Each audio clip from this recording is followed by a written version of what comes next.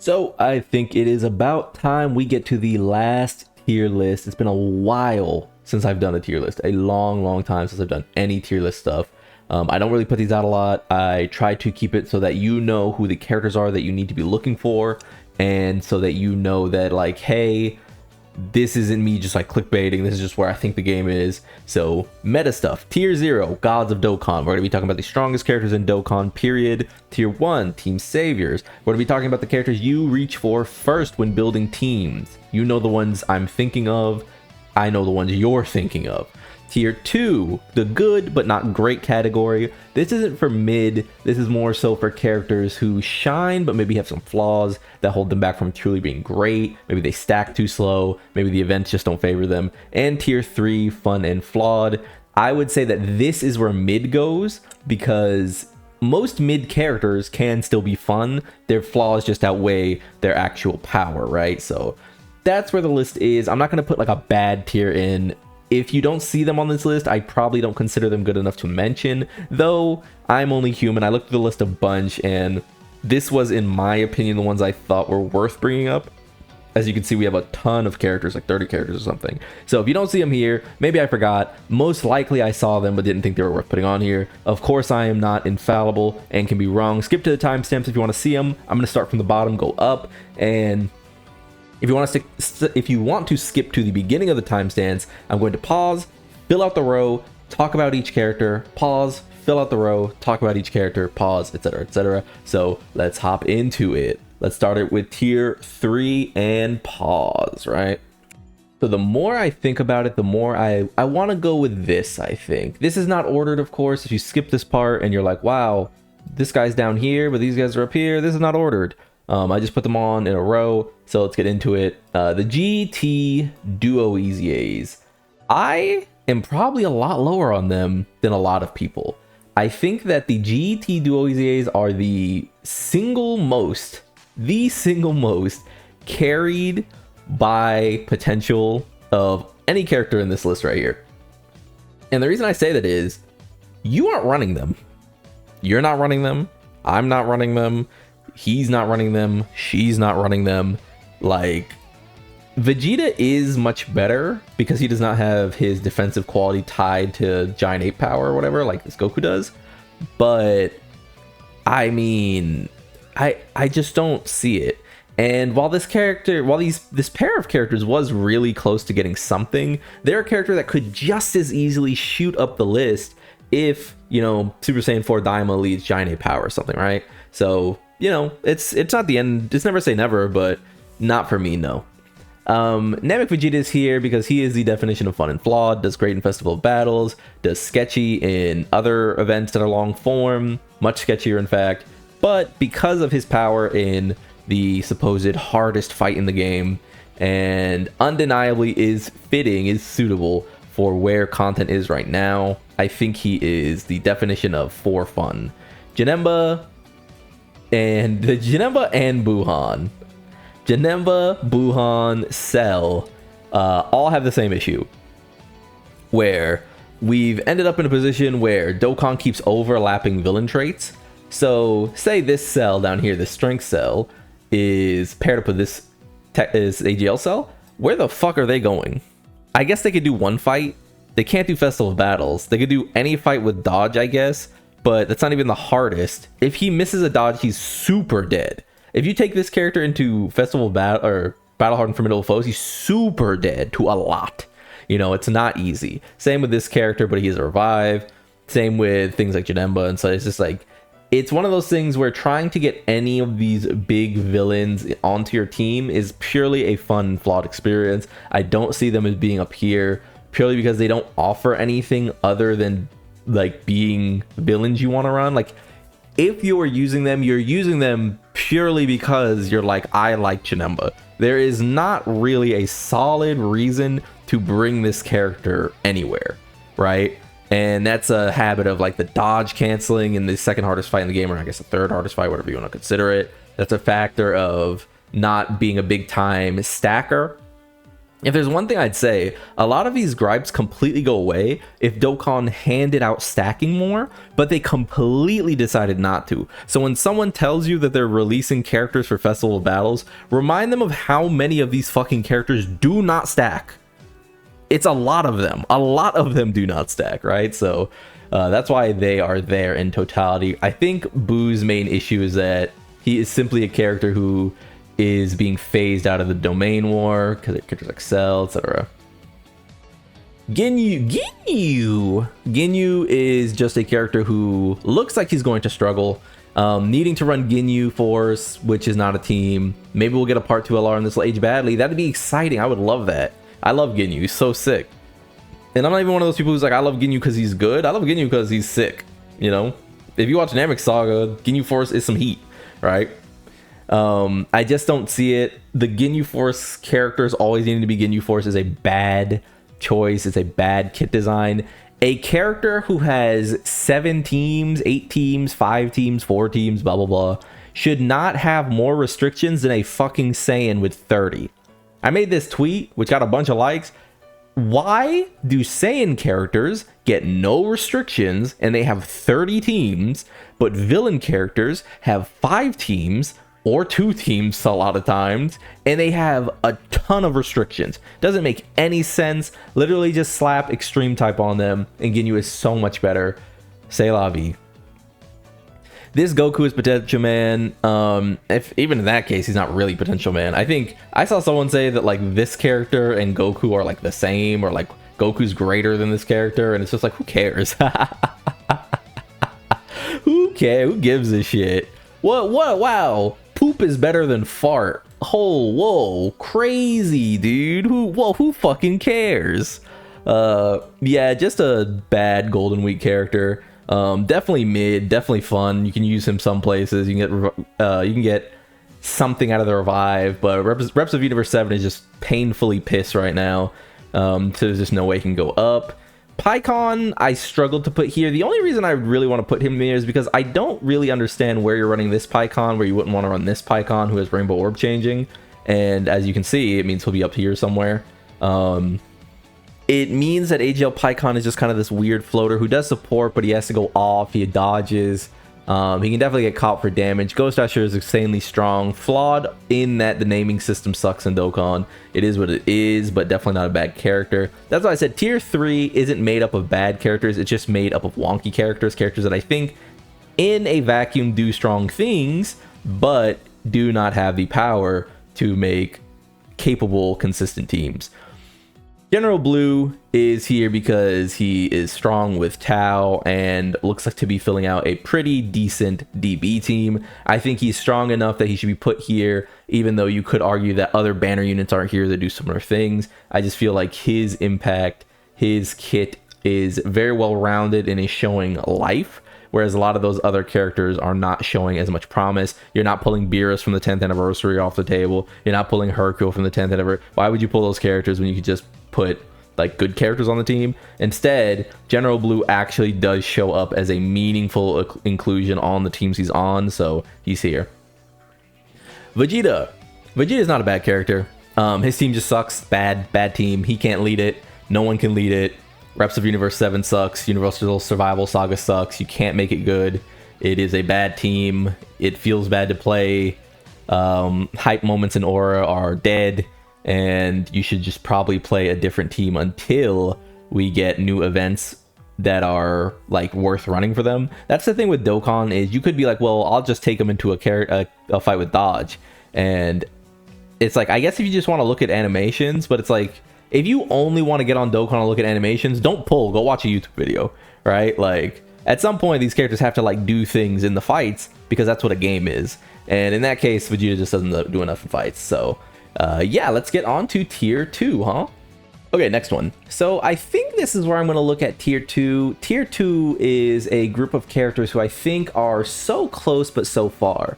Let's drag Daima Vegeta over here so that we can talk about him early, actually, because I think that this will be the one that's like most contentious, because people are kind of like brainwashed. They're like, Daima Vegeta just fucking sucks. He's terrible. He's good. He's not great. He is the definition of good but not great. Is he a letdown? Yes. Should Daima Super Saiyan 3 Vegeta be the best TR in the game? Still? Yes. Should Daima Super Saiyan 3 Vegeta be arguably as strong as Kid Goku, if not stronger? Yes. Can all these things be true, and we also have like two hands so we can, you know, maybe juggle some opposing thoughts, which is that Daima Vegeta still does his job to pretty reasonable effect. He's the definition of the bottom rung of the current slot 1 dilemma that a lot of characters are in. Great leader skill, great teams, great characters on those teams, great support, great blah blah blah blah blah. Will there be times where Daima Vegeta uses his support because he attacks a bunch and he doesn't get the bonus attack? So I don't know, your slot 3 essentially, because this is like an argument I hear. Oh, if Daima Vegeta got hit and then did another super, then my slot 3 would have lived. If your slot 3 was a better character, he would have lived. You know, so, you know, unfortunate, tough shit, right? Daima Vegeta is just the definition of an okay ass character. He is the pinnacle of okay, but he does do a thing that is extremely important, which is actually go in slot 1. And regardless of what you think, that is invaluable. Regardless of what you think, we are in a crisis for slot 1s. Regardless of what you think, Dokkan should have released like 3 in the last month, but just refuses to. So Daima Vegeta gets to keep his spot. It is what it is. Like, if you can go slot 1 and give Gogeta or Vegito time to transform, you're good enough. That's how it goes. You know, I don't really care if you think there's some fabricated world where you're using the GT Duo EZAs instead. Daima Vegeta is getting you to the transformations, and I value that highly right now. I value that super highly right now. Kid Goku, on the other hand, is a character while I do like a lot. I think Kid Goku's issue, if he does have one, is that he is just sort of a orb hog.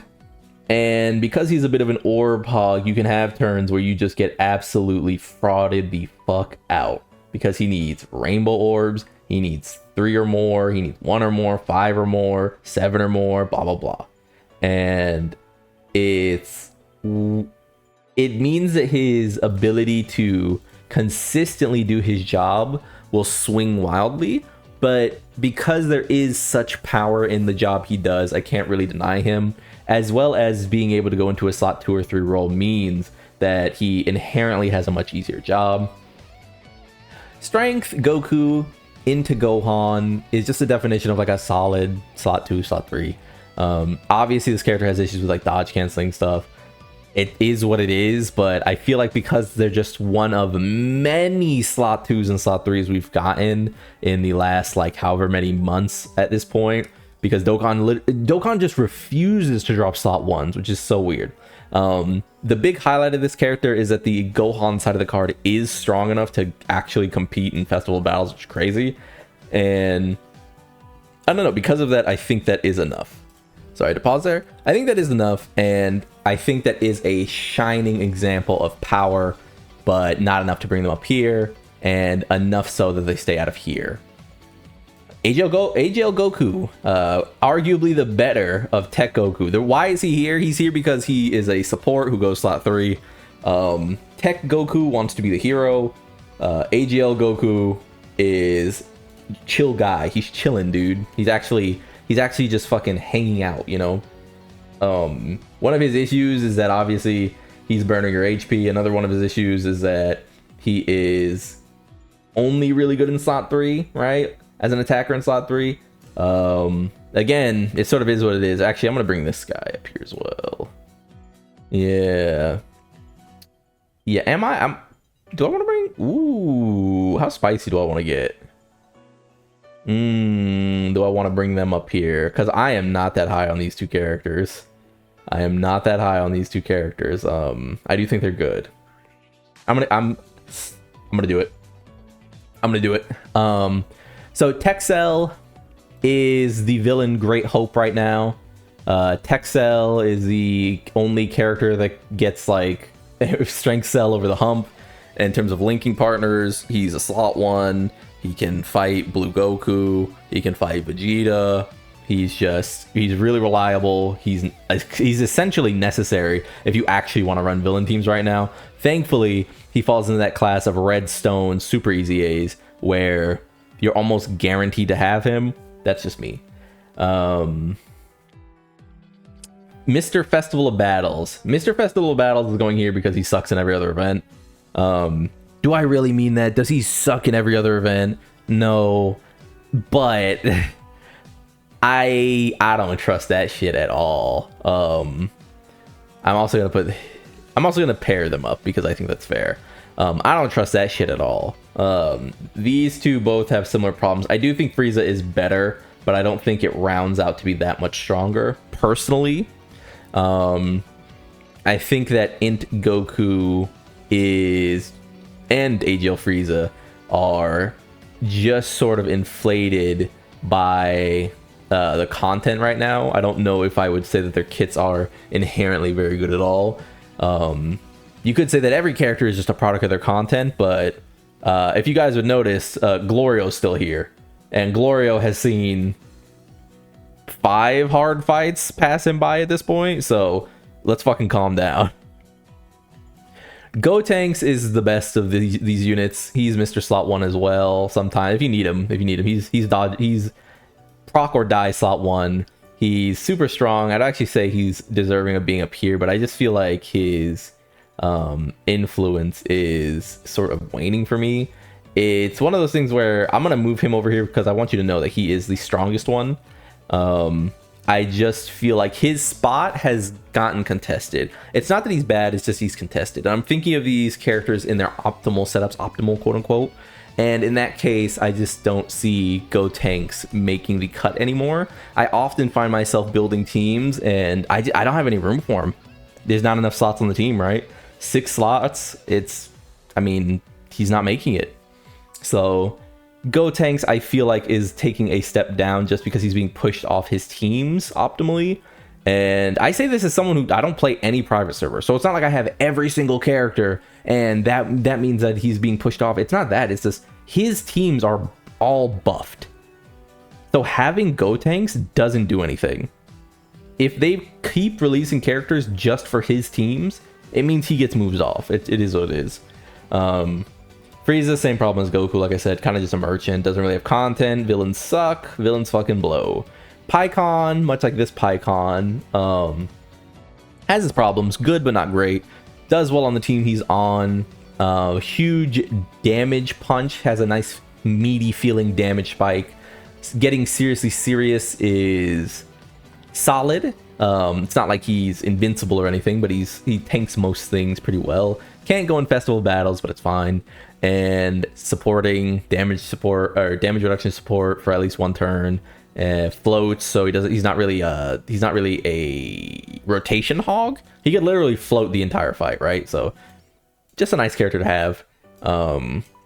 Hit and God Goku. So this one's probably contentious. I think this character is so flaccid. Does a lot of damage, does damage, doesn't do a lot of damage, doesn't stack, dodge merchant, can die, wants to go slot 3, who fucking doesn't? I don't know. Dokkan needs to stop releasing just slot 3 merchants. We have enough. And that goes into the other problem that the Universe 6 / Universal Survival Saga / whatever the fuck team just has in general, which is that Kale and Caulifla are just more redundancy. If you're running Kale and Caulifla, you're running them because you like them, not because they fulfill any unique purpose. They don't do anything. They don't do much more damage than the hardest hitting characters in the game. They don't do much more damage than even... I feel like they don't do comparatively that much more damage than like Tech Easy A Broly from last year. Like if you were to like modernize him for 2025, I don't think either of them are hitting as hard, but I could be wrong. Just feels kind of flaccid, especially in this Vegito HP meta where every single character has their HP buff so that they can tank Vegito. This character just does not feel like she hits hard enough. I think that'll be contentious. It is what it is, but you know, take it with a grain of salt. It's just my opinion. Let's move on to the next bracket of character. Actually, I'm gonna put Gohan here. Gohan I'm gonna put here because I would be a hypocrite if I didn't. He is the definition of like these characters essentially. I think that if you like Gotenks and you hate Gohan, I mean, so essentially Gohan, Icon, Kefla, Hidden God Goku. This is just a block of characters that it's just like we just keep making the same character, which is stat stick, no scaling. They're fine. Gohan's fine. Is there anyone else here that falls into this list that I've just forgotten? I don't think so. Yeah, I think it's time for the next row. And I know you see someone down here who looks a little suspicious. So let's get into that. What the hell a polar bear doing in Arlington, Texas? How did we end up here, Frieza? I hate to be one of those people, but yeah, Frieza and Goku have just aged better and better. And it's just a product of the tag system. They, again, another character who just goes in slot 3. Comes back as Goku. Goku's an insanely powerful card. Like, realistically, can you get sniped as Frieza? Sure.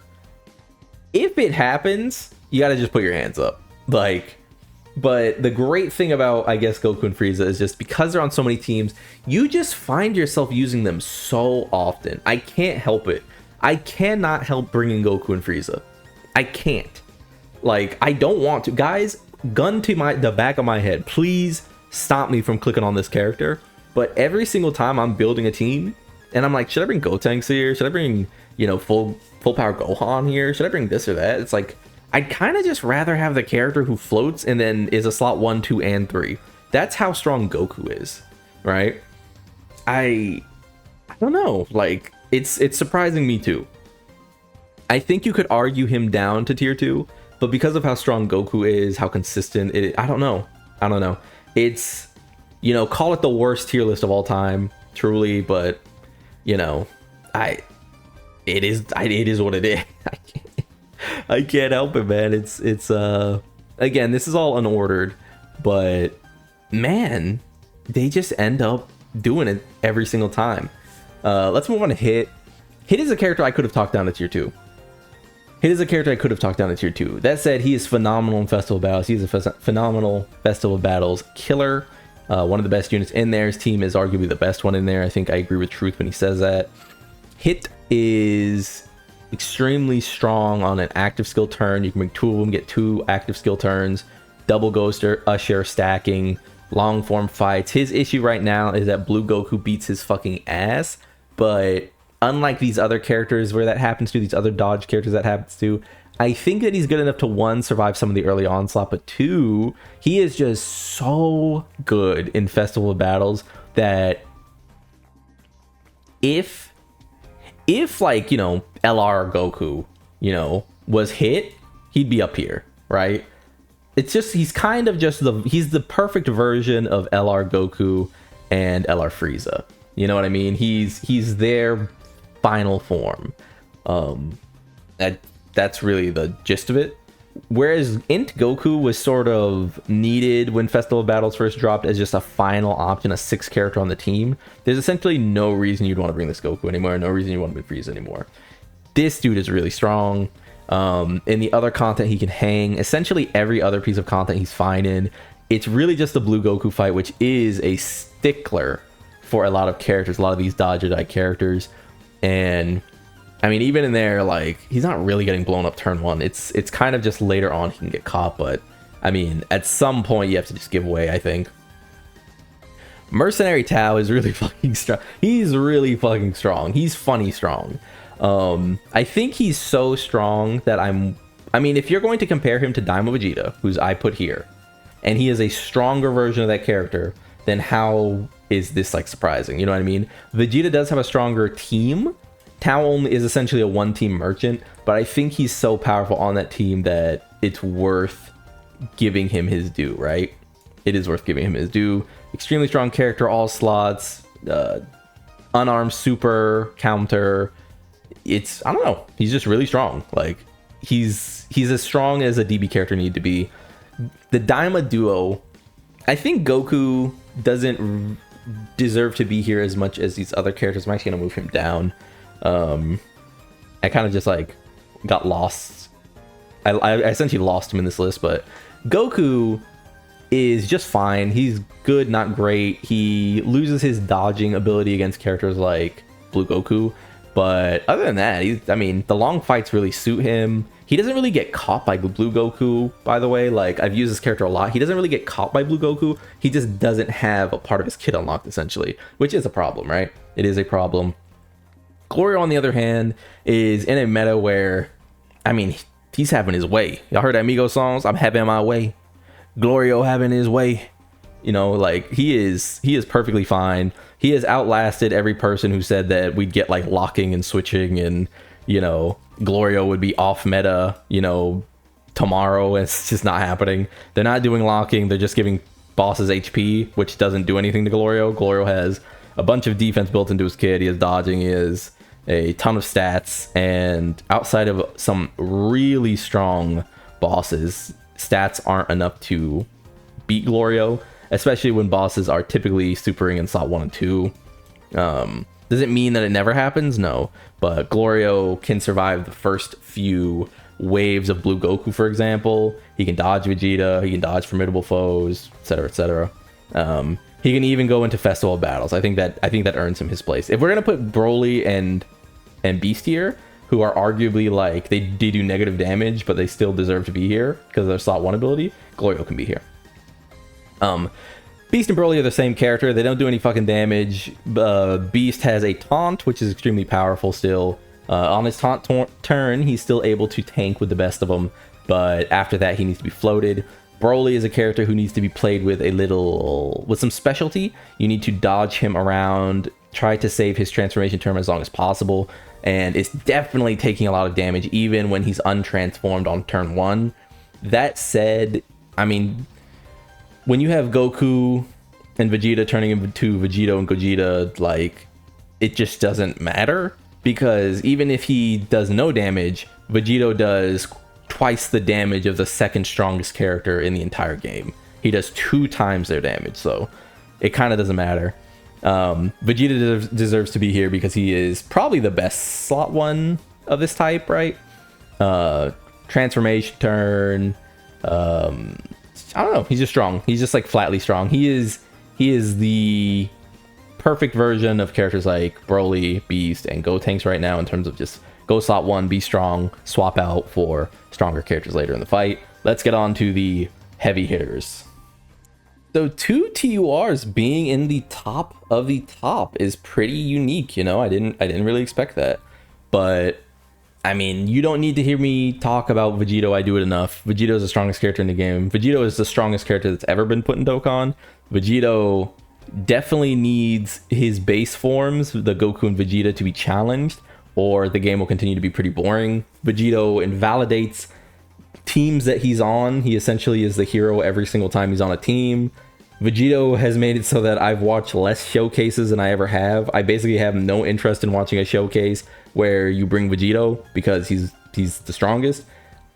Hopefully Global Download Celebration brings something like content-wise to challenge him. He needs to be challenged. He needs to have something where you either need to use Vegito earlier or you need to risk saving him for later. But right now, Vegito is easily way too strong for Dokkan Battle. I see people saying Super Saiyan 4 Gogeta is on that level. In Festival Battles, I definitely think that could be the case. But still, Vegito is the thing that's packing up other Vegetos. He's the thing that finishes the run, essentially. I don't think Gogeta does that. Gogeta does get you through the second hardest part of Festival Battles, which is that Daima phase. So, you know, no disrespect to the mans, but I think that in a you know, goon for goon fight, Vegito just does more. But Gogeta is extremely strong, obviously. A slot 1 who can rotate off into slot 2 or 3, doesn't need a lot of ki because he's always greatly stacking. Nothing bad to say about Gogeta. Super Gogeta, however, is a character who has a few more difficulties finding his footing. I think the more that the time goes on, Vegeta, who turns into Super Gogeta, is just the better designed character than Vegito. And I say that not because Vegito isn't well designed. I actually think they're both pretty well designed. I just think the content favors Gogeta in terms of like nuance. Super Gogeta has flaws. AGL Goku is weak and can get caught places. Vegeta himself can float off, you know, defend himself in SOT 2 and 3, but obviously can't go SOT 1. Blue Goku is an evade monkey. He has to essentially like dodge any sort of confrontation. In Festival Battles, he's extremely useful, but you sort of see the fights bend around his weaknesses, and you end up using Gogeta's active and stuff long before you'd want to use something like Vegito.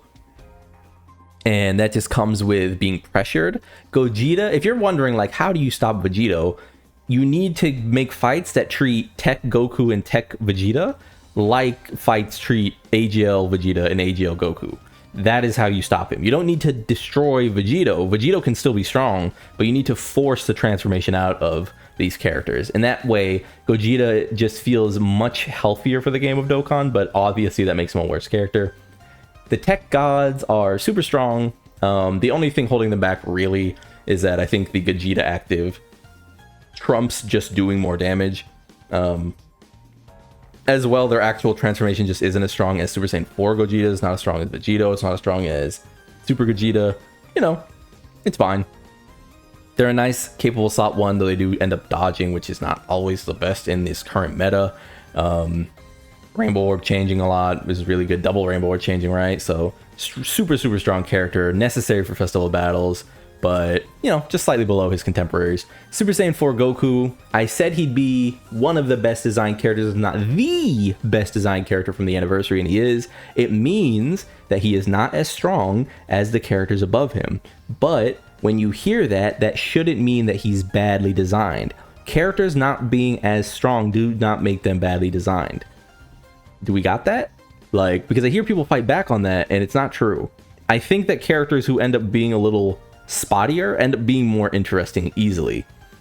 Don't forget, I'm the person who said that Tech Broly, Int Broly is my favorite team probably ever in Dokkan, and I was skeptical of a Broly celebration. I said we can have one Broly, but we shouldn't have two Brolys. But hey, they proved me wrong. They made a really fun team out of it, alright? So yeah, I think AGL Goku just falls into that camp of having weaknesses, obviously, but he's super good in Festival, super good in essentially every other piece of content. His literal biggest downside is that you have to watch the fucking animation every single time, but outside of that, like, if he gets caught, boo-hoo, it's like, it's fine. He has a weakness, you know? It doesn't stop him from being insanely powerful. It doesn't stop him from eating supers and stacking and supporting with damage reduction and essentially ruining other releases because of his damage reduction support, right? Like, the game is being balanced around him to some extent, but not so much that he is just clearing everything by himself. Super interesting character. Reminds me shades of the movie trio from the Worldwide Download Celebration. Tech Kefla and AGL Kid Goku are extremely exciting because they mark the only TURs I would even put close to this level. Even though these other TURs are down here, I think Tier 0 and Tier 1 are really far apart in Dokkan right now. I actually think that it looks something more like this in Dokkan currently. Dokkan just has a real top-heavy issue, and I don't know how they solve it. I just know that this is what I feel. Hopefully the global download celebration character looks like something like this, and then we can sort of start pulling characters into this like orbit rather than sort of sticking down here. And one of the big reasons is that, and you see this with Tech Kefla, where people go, her damage is crazy, and it's like, I don't know, Vegito's damage is crazy. Tech Kefla's damage is good. You know what I mean? Gogeta's damage is crazy. Tech Kefla's damage is good. We just need to see more characters hit like Tao. I've said many times before that if you gave every single Dokkan Fest, every single premium Dokkan Fest that released this year and was a part of a major celebration, so Saiyan Day, Goku Day, or not Goku Day, Golden Week, and Daima Vegeta, if you gave them Tao's damage, we'd be having way more fun with Dokkan this year. a lot of the reason that you are having less fun with Dokkan, even if you have not quantified this, is because they have changed the game to revolve around Vegito. If you don't believe this, tough shit. Not to be like that guy, but they have. Because of that, characters who don't do Tech Vegito levels of damage feel flaccid. So when we look at characters like this, and this, and this, and this, and we're like, these are fucking stack bros, dude. They do 1 billion damage. They feel really good to use. Tech Kefla has that thing where she sort of comes into this range, but it takes a while, right? And characters like Kid Goku are similar in that, where he can definitely get here when he gets into festival battles, but in the average content space, that's not really happening. So yeah, I'd say they're up here. I'd say it's a pretty big gap, but it's not such a gap that, like, for these two, I think it's actually tier 0, and they're like, you know, maybe like here, you know what I mean? Like, I kind of look at Tech Kefla as really good, but I just would like to see her hit a little harder. That's me though. There is no making up the fact that Tech Kefla is a character that released in 2025 and doesn't have built-in crit, right? Like, I say more. No built-in crit on Tech Kefla is a robbery, and that is huge, right? It is noticeable. That means you need this girl rainbowed and you need to put crit into her. Like, I hope I don't need to, you know, stress that more. Whereas, you know, 12 key Gohan or Goku here, 55% chance crit, right? It matters. It matters a lot. With all that being said, though, like if you like the video, subscribe to the club. What do you think of my list? Do you hate it? Sorry, I hit my mic stand there. Do you hate it? Am I a big stupid idiot? Am I the biggest idiot you've ever heard if you made it to this part of the video? like if you like the video, subscribe to the club. We all gonna make it, and I'll see you guys for I guess the part 2. Of course, I'll be dropping videos in between there, but I cannot wait for Ethereal Restart. I'm gonna be playing some Ethereal Restart, so peace.